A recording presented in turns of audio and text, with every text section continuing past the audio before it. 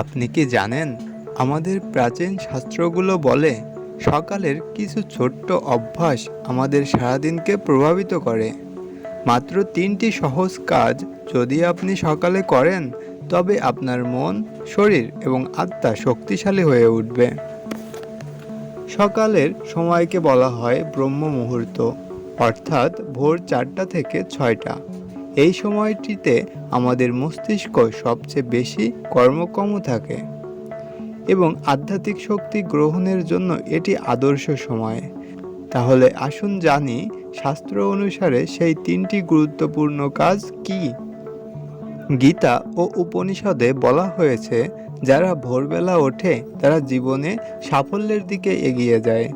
ভোরবেলা আমাদের মন সবচেয়ে বেশি শান্ত থাকে এবং শেখার ক্ষমতাও বেশি কার্যকর হয়। ধ্যান এবং প্রার্থনা আমাদের মনকে স্থির রাখে এবং এটি আমাদের সারাদিনের মানসিক শক্তিকে বৃদ্ধি করে। বিভিন্ন ধর্মীয় গ্রন্থে ধ্যানকে পরম শক্তির সঙ্গে সংযুক্ত থাকার উপায় বলা হয়েছে।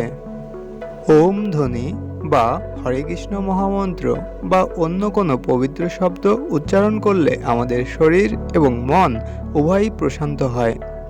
গবেষণায় দেখা গেছে, এই শব্দগুলো মস্তিষ্কের তরঙ্গকে ইতিবাচকভাবে প্রভাবিত করে এবং আত্মবিশ্বাস বাড়ায়।